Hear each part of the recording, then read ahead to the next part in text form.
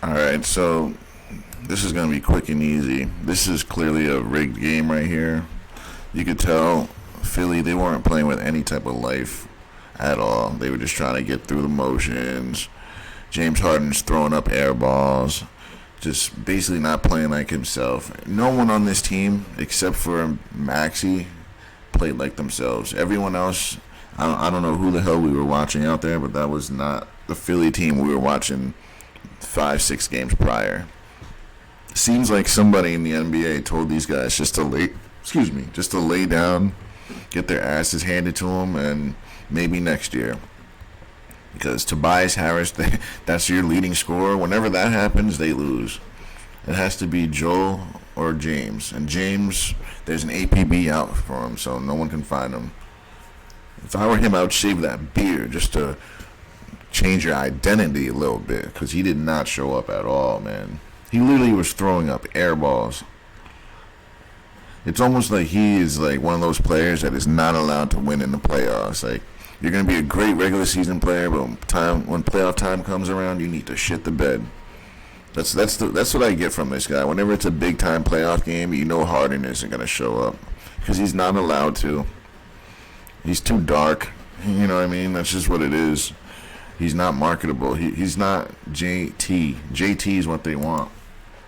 Literally anything this man put up was going in. He would just throw it up over his head. The magnet would just guide it right to the basket, man. This was the most unimpressive 51-point game I've ever seen in my life. Like, I've never seen a 51-point game that was so lackluster and so phony and so unimpressive in my life. Like, Doc Rivers tried to say that this 50-point game was like LeBron's when he played the Celtics. No, it is not. When LeBron played the Celtics, remember it was the big three. It was LeBron against Kevin Garnett, Ray Allen, Paul Pierce, Rondo, and then Kendrick Perkins, right? And he went right through them and dropped over 50 and beat them in the Game 7. An elimination game. Well, it wasn't a Game 7. They were down. They were up 3-2, the Celtics were, and then they lost that game at home. And then they lost Game 7. That's what happened. So, yeah, don't compare those two because you can't compare the two. Because the way James played that game and the way Tatum played that game, you can't even compare it.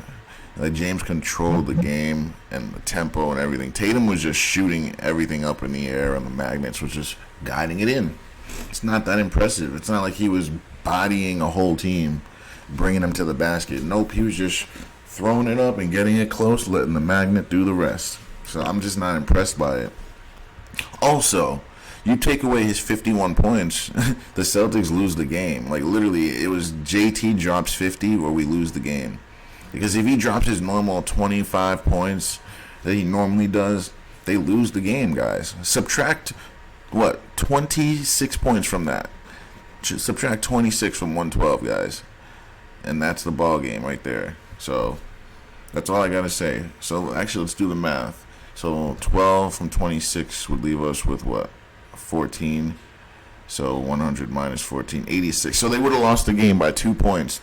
So if James Harden shows up and if Tatum scores his normal amount of points, the Sixers win the game. So what does that tell you? It tells me that someone told Harden not to play and someone gave Tatum the green light for today. So that's all that is, man. The NBA, they forced stars in our faces. Like, this wasn't an organic at all. This was not an organic game at all. It was hard to watch. Like, you just kind of know when those magnets get turned on a trillion. It's bad. It's really bad. And why couldn't it be Jaylen Brown that got the 50? They made sure to make it Jason Tatum, their little puppet, man. It's starting to feel like they want him to win a championship, but their team isn't good enough. Like, if this team wins the championship, I'm not gonna watch basketball. Like, I'm just not, because this is not a championship team. Like, they're okay, but they're missing so much still. Like, I don't look at this team and think championship. Like, I just don't. Like, they still need another player. Marcus Smart still is very frustrating. And they still don't have really a rim protector. Robert Williams is okay, but he's not really like that guy. He just isn't. And then you have Al Horford. He's okay as well. Like that's who they have. Those are their big men. Those two right there. That's it. Like I think Anthony Davis dominates both of them. If they play Jokic or Anthony Davis, either one of them will dominate, guys. Like none of these two guys are gonna be able to shine Jokic's shoes or Anthony Davis's shoes. So I just don't see how this team can win. And who's gonna stop LeBron? And then they have other players too. Like I just think right now the Lakers get better every game. At the beginning of the playoff run, the Lakers weren't that good, but they get stronger every game and better every game and more acclimated. Because you got to remember they made those trades and their team is different. So the last month of the year they're still trying to get used to each other. Now they're used to each other, so we're really starting to see this team come together. It's going to be a really good series. I think they're going to make that Lakers series go 7 games, if I have to really think about it. And this Miami Heat versus Celtics series, I think it's going to be a fun series too. It should be a defensive series. Jimmy Butler versus Jason Tatum. Obviously, they're going to pick Tatum because he's more marketable. But there's rumors out there that Jimmy Butler is Michael Jordan's son from Baby Mama. So there's rumors out there, guys. Do your research on it. Like, I really have heard that Jimmy Butler is Michael Jordan's son. Like, if that's true, guys, that's crazy, dude.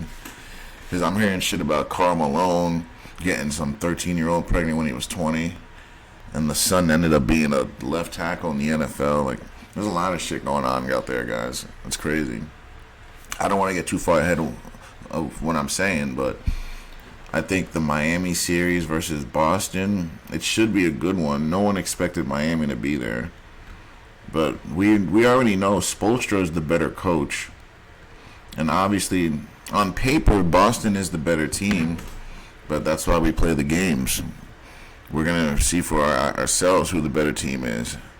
I think Miami is coached better, but Boston does have the better players. They do have the edge on them. But Miami, they have Bam, who's a top big man. He's a top 10 big man easily. Jimmy is a top 10, top 5 shooting guard. So they have people that can play. Kevin Love used to be a great player too. He's older now, so he just plays with his mind more. So he's still good though. They got guys. Like, I don't think Boston should take them lightly. If they do, they're gonna find out real quick that this is a team. But obviously, Miami, there's limitations. They do have limits.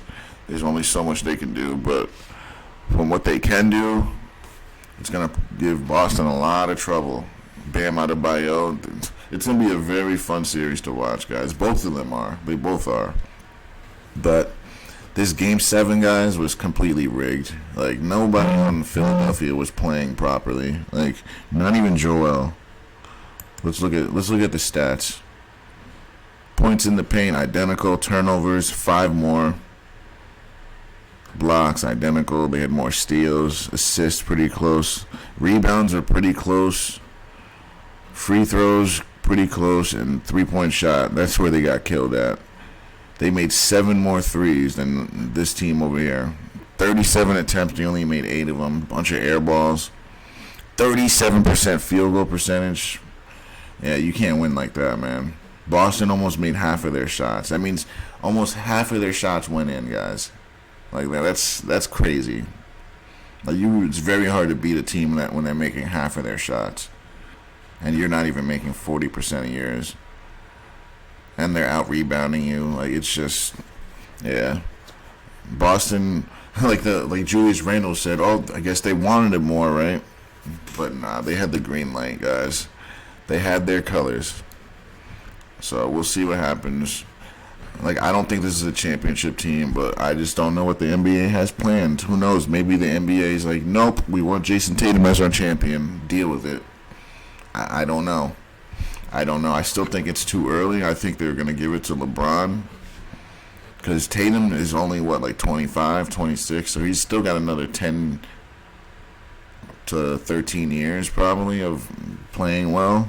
I'll give him 10 years because I'm not going to say he's going to be playing well until he's 38. I'll give him 35. So the point I'm trying to make is in the next 10 years, you don't think he's going to possibly win a championship? He's already been in the finals twice, right? Once or twice. So do you think he doesn't have a chance? like when LeBron retires, KD retires, Steph Curry, because all those guys are 35 and up, so they could retire in the next 5 years, all of them. So by then, JT will be like 30, 31, and the league is his at that point. So just in the next 5 years, JT is going to definitely be one of those top guys in the league. He's going to be what Steph Curry is now. In 5-10 years, that's who JT will be. He's going to be that Steph Curry type, the guy that carries the league. But then there'll be someone else. There'll be another JT who's younger than him, who's 25 when he's 35. It's just the chain of life, guys. It's the way it goes. And also, one other thing I wanted to talk about. Maybe I'll make another video on it.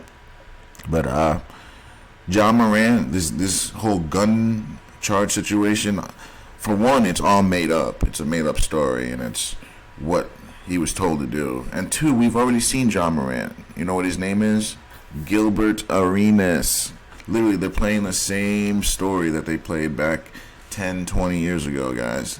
Go look up Gilbert Arenas and the gun troubles he was having. He was a superstar, too, at the time. He was a superstar, young player, carrying his franchise, amazing player, and then got in trouble with these gun allegations before Twitter and all that. But it's basically the same story. And then ever since then, his career was ruined. So don't be surprised if this happens to Ja, too.